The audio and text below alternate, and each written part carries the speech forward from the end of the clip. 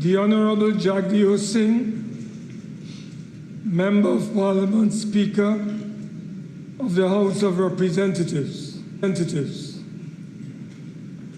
The Honorable Shri Narendra Modi, Prime Minister of the Republic of India. The Honorable Kamala Prasad Bisesa SC, MP, Prime Minister of the Republic of Trinidad and Tobago. Members of Parliament of the Republic of Trinidad and Tobago. Members of the Diplomatic Corps. Distinguished guests. Members of the media.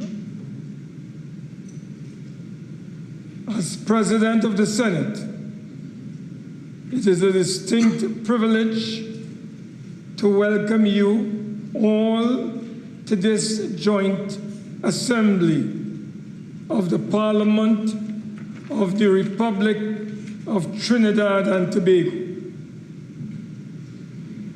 We have convened this Parliament to receive a most distinguished guest, the Honorable Shri Narendra Modi, Prime Minister of the Republic of India.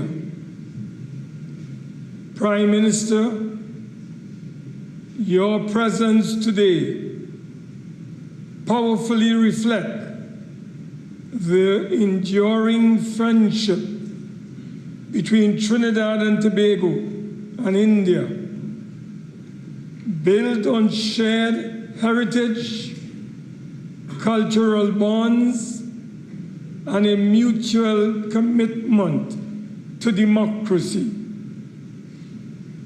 Both our nations are proud parliamentary democracies, shaped by vibrant, diverse societies and institutions that give voice to the will of the people.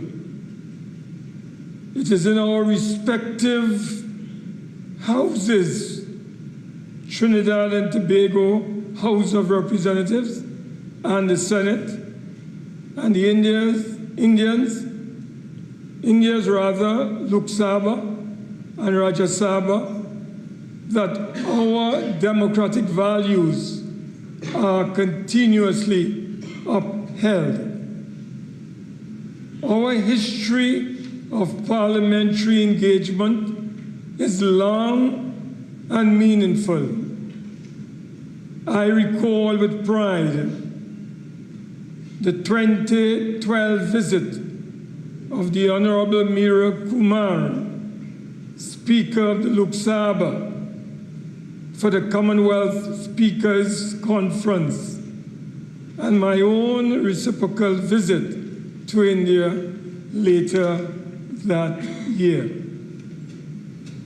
These exchanges have reaffirmed our dedication to dialogue, mutual learning, and inter-parliamentary cooperation. On behalf of all members of Parliament and the people of the Republic of Trinidad and Tobago, I extend to you, Honorable Prime Minister, a warm and heartfelt welcome. Welcome.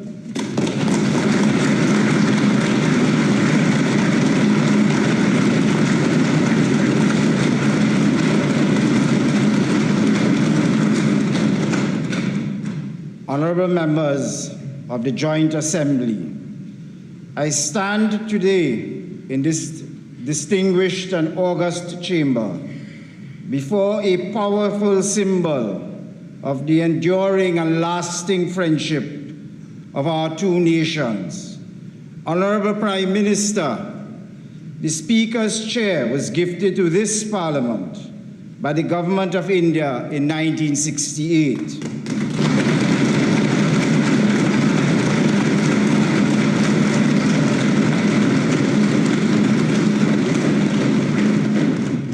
The seemingly simple gift of this chair honors the deep-rooted ties between our two nations, and these exchanges serve to reaffirm our shared commitment to institutional dialogue and the enduring value of interparliamentary cooperation. I therefore, with the utmost privilege and profound pride, now invite you, the Honorable Shri Narendra Modi, Prime Minister of the Republic of India, to address this joint assembly.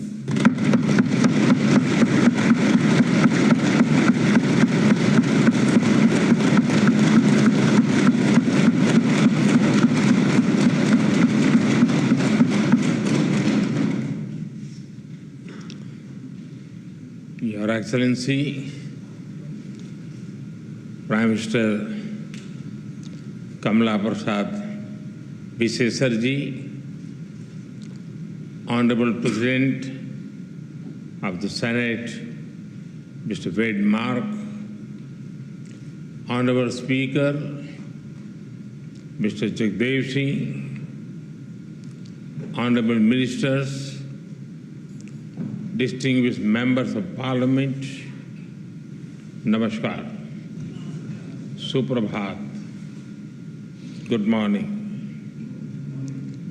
I'm deeply honored to stand before you, the elected representatives of a proud democracy and a friendly nation. I bring greetings from 1.4 billion people of India. I also bring warm wishes from the people of Ghana, the country I visited just before arriving here. I'm humbled to be the first Indian Prime Minister to speak to you in this iconic Red House.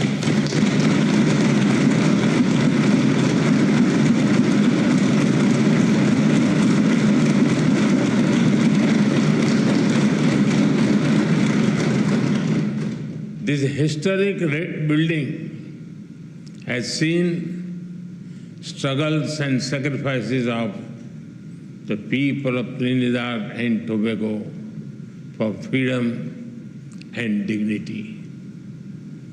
Over the past 6 decades, it has stood strong as you built a just, inclusive, and prosperous democracy. Friends, the people of this great nation have chosen two remarkable women leaders, the President and the Prime Minister. They proudly call themselves daughter of the Indian diaspora.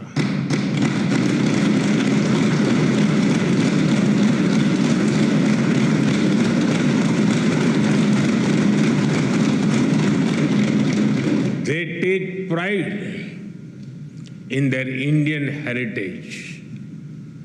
In India, we admire their leadership, grit, and determination. They are living symbols of the relationship between our countries, built on shared roots and shared dreams. Distinguished members, both our nations rose from the shadows of colonial rule to write our own stories with courage as our ink and democracy as our pen. Today, both our nations stand as proud democracies and pillars of strength in the modern world. A couple of months ago, you celebrated the Festival of Democracy by participating in elections. I congratulate the people of this country for their wisdom and vision for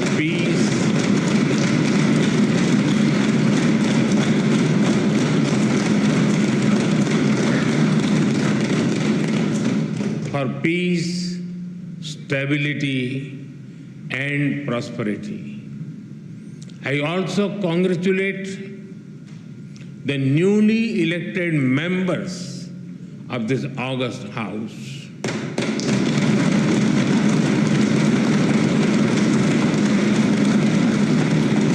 I extend special greetings to Prime Minister Kamalaji for forming the government once again.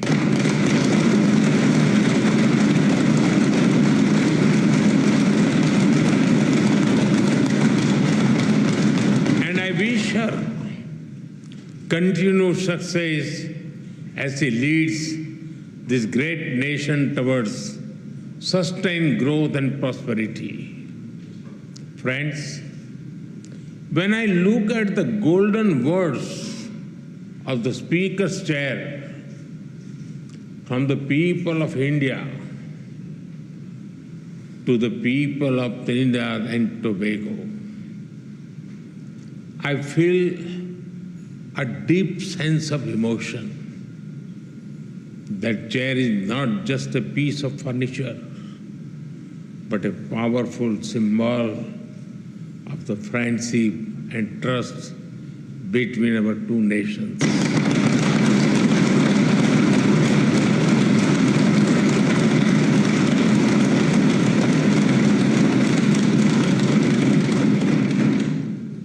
The words expresses the bond that one democracy feels for another.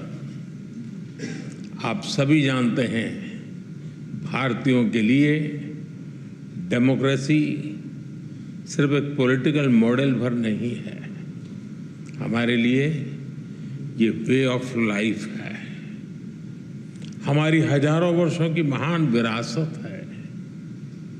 इस संसद में भी कई साथी ऐसे हैं जिनके पूर्वज बिहार से हैं। वो बिहार जो महाजनपदों यानी एंशिएंट रिपब्लिक्स की भूमि है। In India, democracy is not just a political system, for us it is a way of life. Your parliament also has some members whose forefathers were from the Indian state of Bihar, which is famous for centers like Vaishali.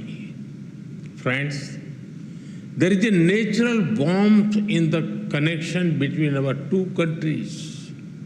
I must say, Indians are among the most passionate fans of the West Indies cricket team. We cheer for them with all our heart, except when they are playing against India. The relationship between our two countries is based on the foundation of centuries-old bonds. 180 years ago, the first Indians arrived on this land after a long and hard journey. Oceans away, the Indian beats blended beautifully with the Caribbean rhythm. Here, Bhojpuri found harmony with Creole. Dal puri met doubles, and tabla met the steel pan.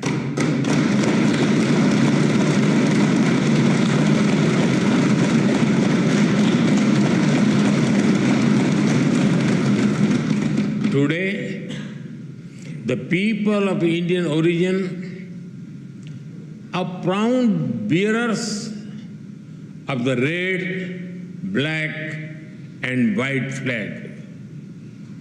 From politics to poetry, cricket to commerce, calypso to chutney, they contribute to every field. They are an integral part of the vibrant diversity that you all respect.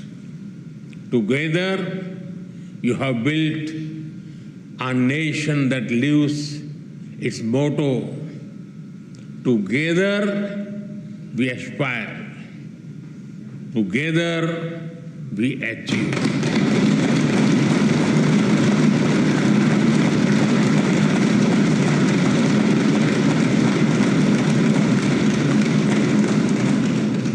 Friends, earlier today, Her Excellency, the President, graciously confirmed upon me this country's highest national award. I accept it with humility on behalf of 1.4 billion Indians. Now, with immense gratitude,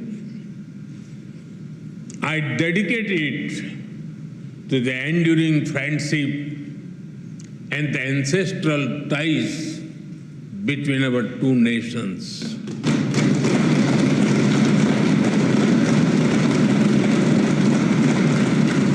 Friends, I'm delighted to so many women members in this house. Respect for women is deeply rooted in Indian culture.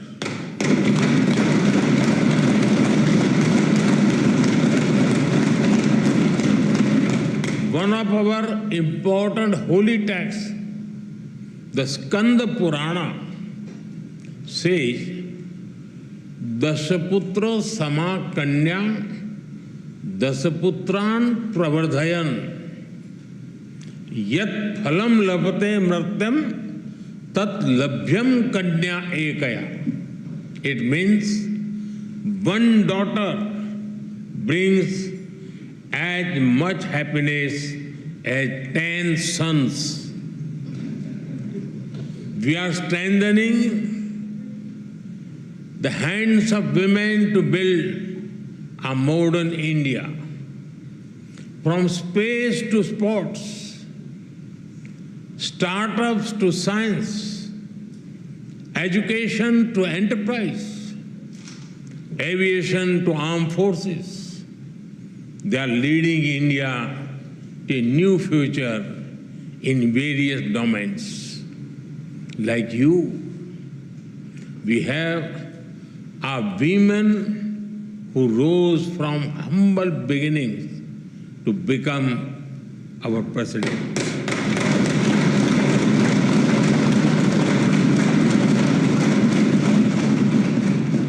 Two years ago, the Indian Parliament took a historic step, which decided to ensure a 33% reservation for women in parliament and state assemblies. This assurance that is the coming generations, more and more women will decide the destiny and direction of the nation.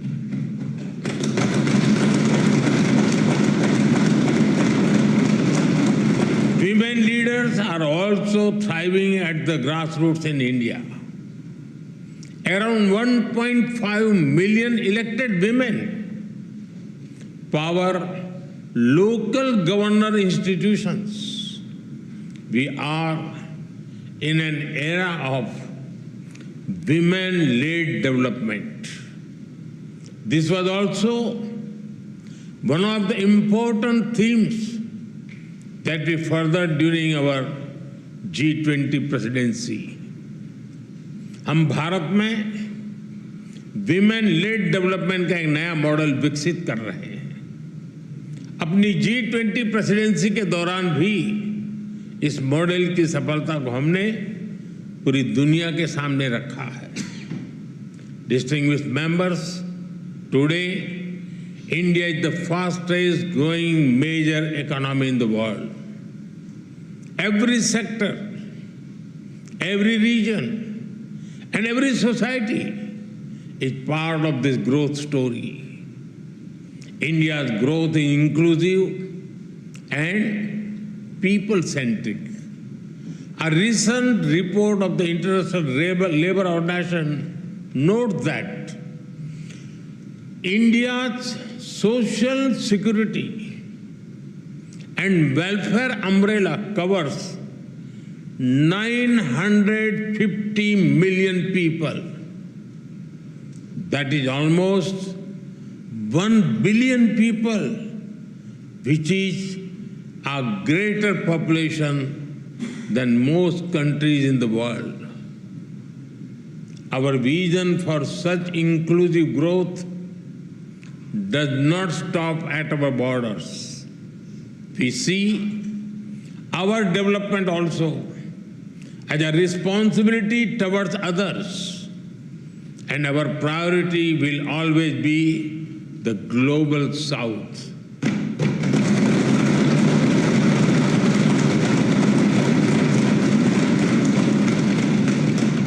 With the same spirit, we are deepening our relations with Trinidad and Tobago. Our trade will continue to grow. We will encourage our businesses to invest more in this country. Our development partnership will expand. Training capacity, building, and skill development will keep human development as its center.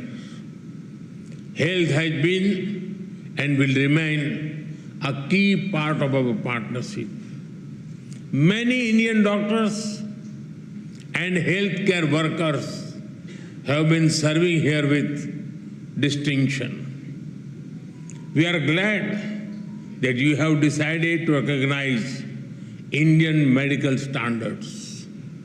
This will ensure access to high-quality, affordable medicine for all.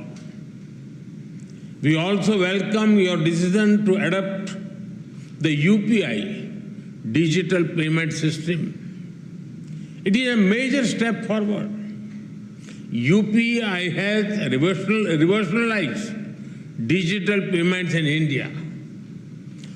Powered by the platform, India has become the nation with the highest number of real-time digital payments in the world.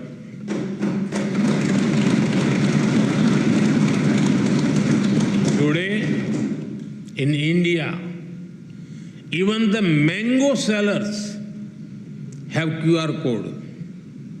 If you try to pay them in cash, they will ask you to use UPI because they don't have the change. We are also keen to collaborate on other digital innovations. As India develops AI tools to foster growth and development in the global South, Trinidad Tobago will be a priority nation for us.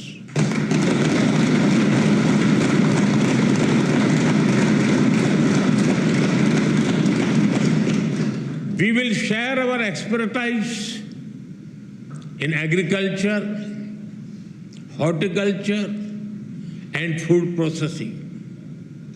Machinery from India will support your agro industry. And because development is about dignity, we will organize an artificial limb fitment camp and differently able citizens here.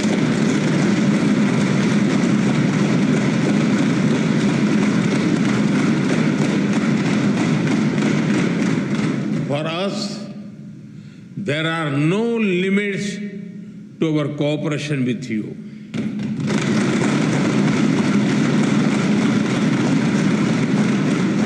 We will always be guided by your needs and priorities. Friends, synergy between our nations holds immense promise. As a key player in the Caribbean and bridge to Latin America, Trinidad and Tobago has a great potential. I am sure that our ties will help us forge a stronger connection with the wider region, building on the momentum of the second India-CARICOM summit.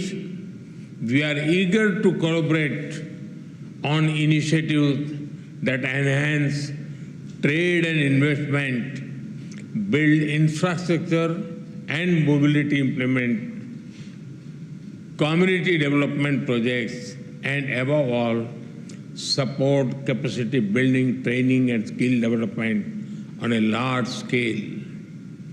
Friends, I also see our partnership in a larger global framework. The scale and speed of change in the world is unprecedented. There are fundamental shifts in the nature of politics and power. Free trade is under pressure. There are growing global divisions, disputes, and disparities. The world is faced with challenges of climate change, food, health, and energy security. Terrorism remains a pressing threat. Colonial rules of the past may have ended, but their shadows linger in new forms. There are new challenges in space and cybersecurity. Artificial intelligence is unlocking the new opportunities as well as risk. The old institutions are struggling to deliver peace and progress. At the same time, the global south is rising. They wish to see a new and fairer world order. When the United Nations turned 75, there was great hope across the developing world. A hope that long-pending reforms would be realized, that their voices would finally be heard. But that hope has turned into disappointment. The voice of the developing world remains on the margins. India has always tried to bridge this gap. For India, Mahasagar, mutual and holistic advancement for society and growth across regions is the guiding vision for the global south. Whenever we got the opportunity, we have given voice to the global south. During our G20 presidency, we brought the concerns of the global south to the center of global decision making. During the pandemic, while caring for our 1.4 billion people, India provided vaccine and medicines to over 150 countries.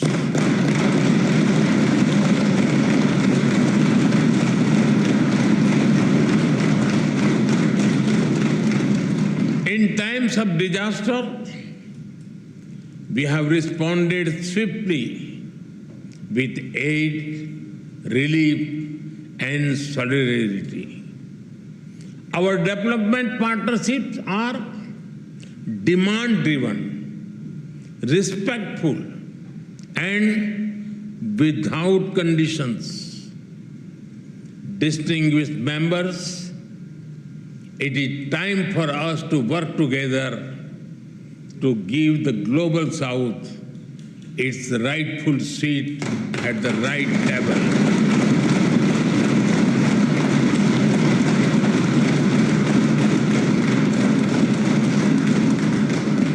To ensure climate justice so that the burden does not fall on those who have contributed the least to the climate crisis. We consider Trinidad and Tobago an important partner in this endeavor. Friends, our two countries may differ in size and geography, but we are deeply aligned in our values. We are proud democracies. We believe in dialogue, sovereignty, multilateralism, and human dignity. In these times of conflicts, we must remain true to those values. Terrorism is the enemy of humanity. This very Red House has itself witnessed the wounds of terror and the loss of innocent blood. We must stand united to deny terrorism any shelter or space. We thank the people and the government of this country for standing with us in our fight against terrorism. Friends, our forefathers struggled, sacrificed, and had dreams of better lives for future generations. Both India and Trinidad Tobago have come a long way on the journey to the future we have promised our people. But we still have a lot to do by ourselves and together. All of you, as members of the Parliament, have a vital role in shaping that future. From Ayodhya to Arima, from the Ghats of Ganga to the Gulf of Paria, may our bonds grow ever deeper and our dreams ever higher. With these thoughts, I thank you once again for this honor. As you say here, with grace and pride, respect due. Thank you. Thank you very much. Thank you.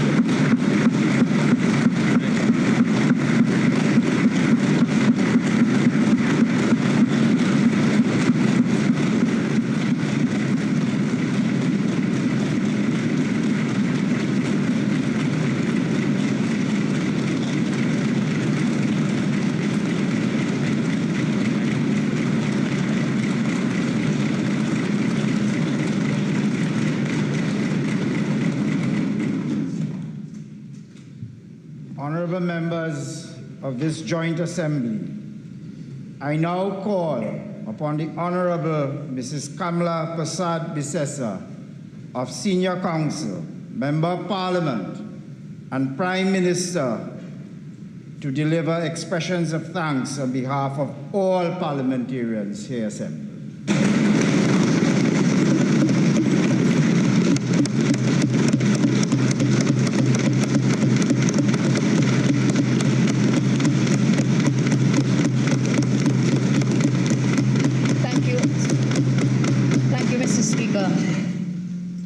Honorable Speaker of the House, Honorable President of the Senate, Your Excellency Prime Minister of India, Shri Narendra Modi ji, and the Indian delegation who have joined us in this very august chamber, we say welcome. Excellency Dr. Jaishankar, Minister of External Affairs of the Republic of India, Your Excellency Mr. Pradeep Singh, High Commissioner for the Republic of India to the Republic of Trinidad and Tobago, honorable members of Parliament, esteemed members of the delegations, our very distinguished guests, and indeed members of the media, I say good morning to each and every one of you. Before I speak of the present, allow me to honor the past quickly and quietly etched into the heart of this, the seat of our democracy, the House of Representatives. I say to you all, welcome to Bhawan, the People's House, all of you.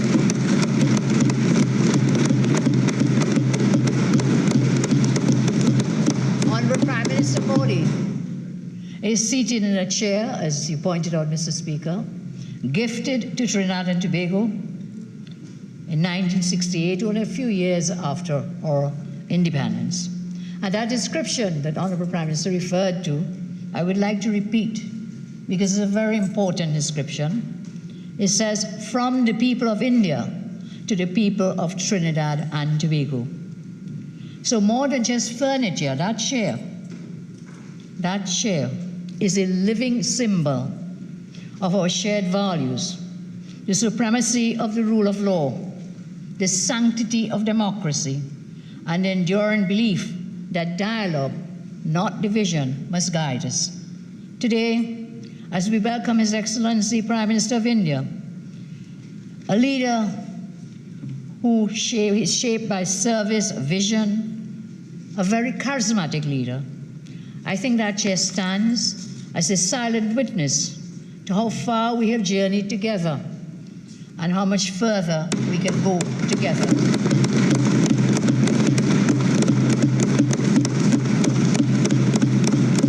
Honorable Prime Minister Modi reminded us that this year, 2025, marks 180 years since the first indented laborers arrived on Nelson Island. They crossed the dark waters with little or nothing, but they had courage and they had resilience. Theirs is but one thread in our national tapestry, woven alongside the sons and daughters of other nations whose children were also brought to our shores. Together, we have built Trinidad and Tobago.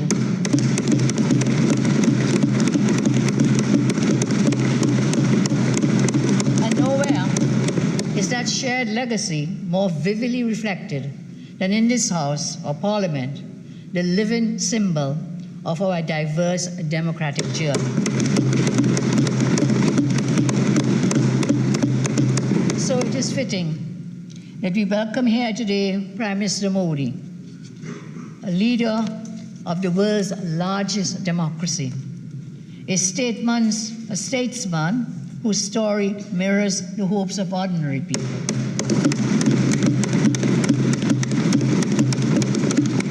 And in these chambers, the voices of our ancestors echo, and it is here through unity and principled dialogue that we carry their legacy forward. Earlier today, as mentioned, we had the distinct honor of conferring our country's highest national award, the Order of the Republic of Trinidad and Tobago. And Prime Minister Modi is recognized internationally as one of the world's most respected, most admired, visionary leaders who has transformed and redefined and repositioned his own country as a prominent and dominant global power.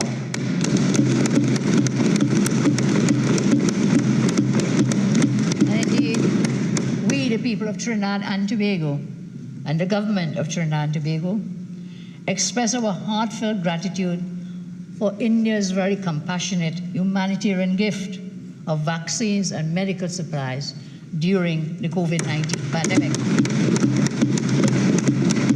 And I want us to remember that when some countries were hoarding their medical supplies and their vaccines, it was Shri Modi ji who ensured that even the smallest and most vulnerable countries, including Trinidad and Tobago,